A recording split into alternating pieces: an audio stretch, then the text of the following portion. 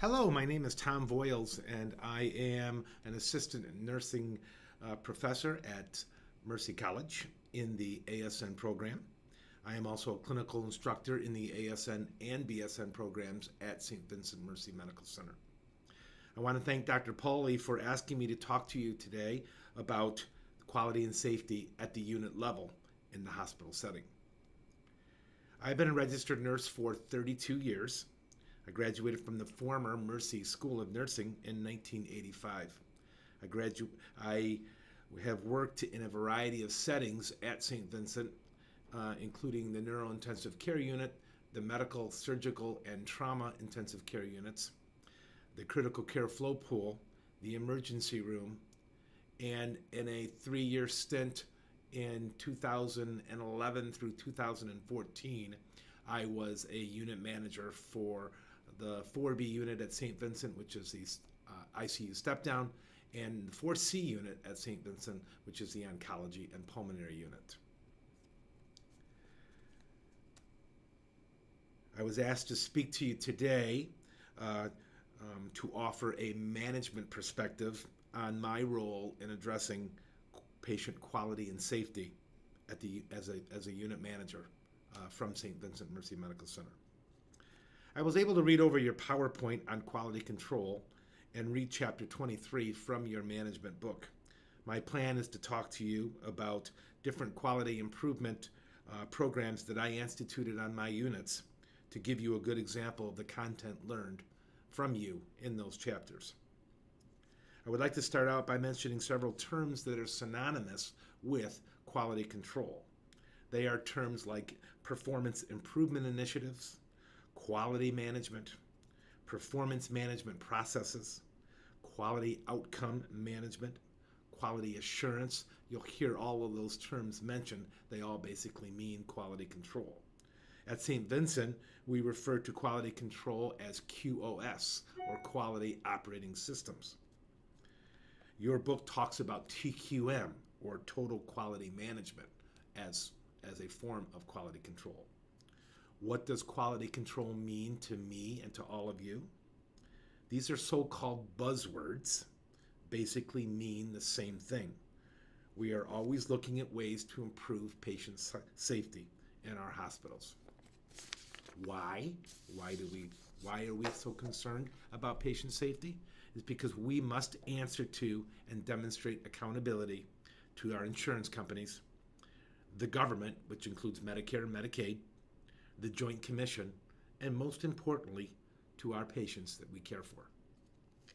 As a manager of a couple units at St. Vincent, I had several performance improvement projects going on to improve patient care.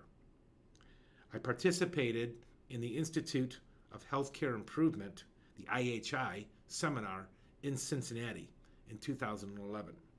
It was a 5-day seminar in which we were in class 5 days to learn about quality operating systems, quality management, and performance improvement projects. From this seminar, I was able to bring this teaching back to the hospital and put principals to work in developing these performance improvement initiatives. You see, according to the Institute of Health and the Institute of Medicine, approximately 75,000 patients a year die from preventable errors in our hospitals. It is our job as nurses in the hospital to keep patients safe. We do this by participating in these performance improvement projects. Preventable errors are also called never events or adverse events. Examples of never events or adverse events include deep vein thromboses that occur as a result of being hospitalized, falls that occur in patient rooms, in patient hallways, bloodstream infections, CLABSIs or central line associated bloodstream infections, CAUTIs or catheter associated urinary tract infections, and post-operative infections that happen as a result of surgery. Also, a never event is when a patient is readmitted because we as a hospital did not provide accurate or good discharge instructions to these patients to be able to take care of themselves at home. Let me first talk about the core principles of quality improvement. 1. QI is using data and feedback for improvement. The data is collected, analyzed, and monitored. It is never judgmental. In other words, nurses are not punished because a never event happened as a result of their care to one of their patients. All of this data is used as feedback to improve care and to improve patient safety. Quality improvement empowers staff to be involved. An example of empowerment of nurses is this. Let's say one of the physicians walks in and tells you to get the patient ready for a femoral line insertion. In other words, the doctor wants to put a central line in the person's femoral vein. It is well known that bacteria is colonized and is very rampant down in the groin area, and that a better place to put a central line would be into the neck or into the subclavian vein up here in the chest. So we are empowered in letting the physician know that it is a better choice to use the alternative sites and not use the groin, because a bloodstream infection can result if a central line is placed in the femoral vein. That is an example of a nurse being empowered in telling a physician that you are concerned about patient safety. A second example is what we are currently involved in the hospital now, and that is Foley insertions and Foley length of time, the length of time that a Foley stays in a patient. Right now we are in the process that 24 hours following a surgical procedure, the Foley must come out. But it must be ordered by a physician. So nurses are continuously calling physicians or letting them know when they make rounds that, hey doc, can I please get that Foley out of that patient, because we do not want that patient to get a urinary tract infection. The longer the Foley stays in the patient, the higher the chance that the patient can get a urinary tract infection. So let's talk about QI and how it benefits, why it is beneficial in the hospital. QI improves patient satisfaction as well as staff morale. Remember that patient quality can be defined, measured, and most importantly, improved upon. So how do we improve patient quality? We must answer 3 fundamental questions. What are we going to improve, and by how much? That is the answer. That is the first question. The second question is, what is doable? In other words, how will you know that changes that you are making is making an improvement? This is simply called a document of change. What is the model of improvement going to be? That is the third question. What changes can we make that will lead to improvement? This is where we create what we call a PDSA cycle. I'm sure you've heard of that before. The P stands for planning the test. The D stands for doing the test. The S stands for studying the results. And the A stands for acting on the results. Now I will apply an example of a performance improvement project that a team of us developed at the IHI in Cincinnati and brought back with us to St. Vincent to be employed on the Unit 4B that I managed. What we knew at St. Vincent at that time was that all patients that are admitted to the hospital are at risk of developing a DVT. Because when patients are sick, they are sedentary, and many of them are on bed rest because of that. We knew that in 2011, there were 180 patients at St. Vincent that developed a DVT as a result of their hospitalization. Several of these patients developed pulmonary embolism, and most had to stay in the hospital for additional days as a result of developing that DVT because of anticoagulation that had to be started. So we answered the first question. We wanted to improve patient care by decreasing our DVT rate in 2012. So answering the second question was we proposed a change that was doable. We figured that if we can get the physician to address DVT prophylaxis on every patient that is admitted to 4B, this would decrease the number of DVTs among all patients admitted to the hospital. This was, of course, based on evidence-based research that was already out there. If this test worked, it would spread to the other units in the hospital, where the test would be employed on all patients admitted to the hospital. The test of change was initiated, and the test was monitored on 4B for 1 month. The test was this. The RN, when calling for orders for all admitted patients, would simply ask the physician, "Doctor, may we address DVT prophylaxis and start the patient on Lovenox 40 milligrams sub-Q, and also start the patients on mechanical prophylaxis, which consisted of placing EPC cuffs on the patient." That was the test. That was the only questions that we asked the physician at that time. Most physicians, in fact 96% of the physicians, agreed upon this. We had to make sure that the patient did not have any contraindications to DVT prophylaxis, like a thrombophlebitis or a patient that had some type of leukemia or that had a bleeding problem in the past. But as long as that patient did not have any of these contraindications, then we would get this order from these physicians so that our patients would be safer. The test was a success as a result. All patients that were admitted to 4B were on DVT prophylaxis. This was shown through weekly audits that were performed by my excellent staff that were on board with this initiative. In 2012, the DVT rate was decreased to 48 from 180 the year before. This performance improvement was proven to be a success. The key with any performance improvement project is the support that the staff provides you during your project.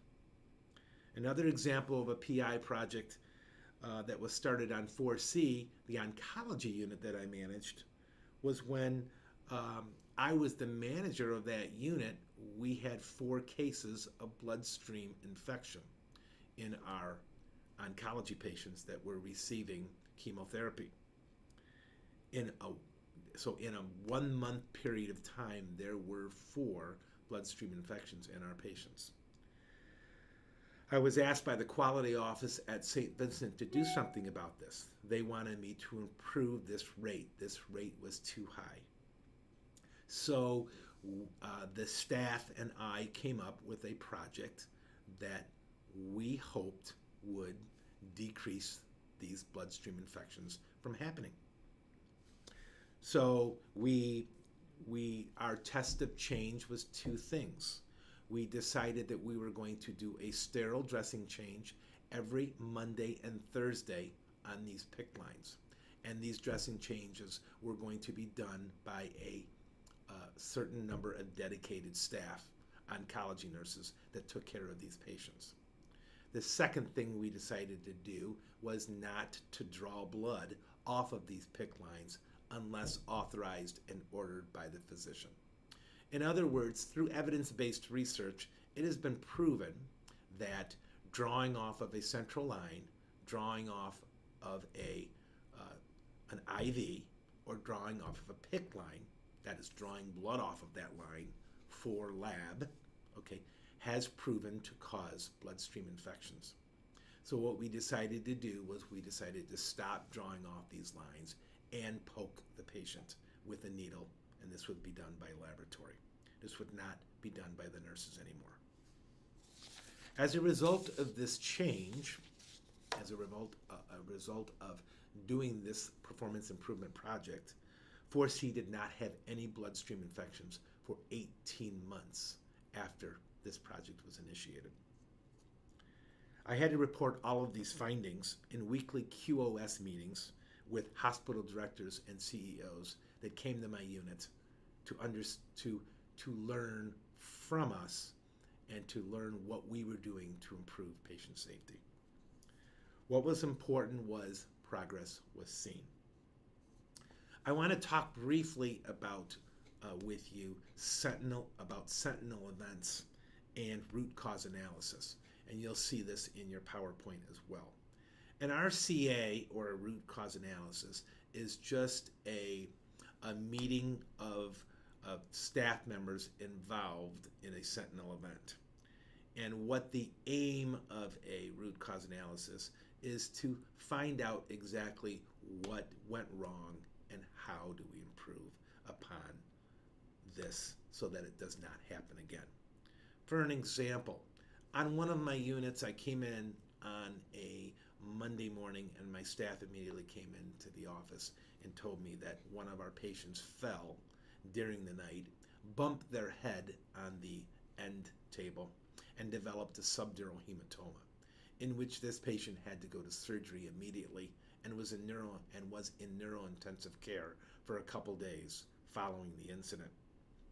So what we did was the quality management office at St. Vincent ordered a root cause analysis in which we got together the nurse, the charge nurse that night on the unit, the nurse taking care of the patient, and myself got together with quality management to discuss what happened, why it happened, and what we could do to prevent this from happening again. That was a root cause analysis. No blame was ever set.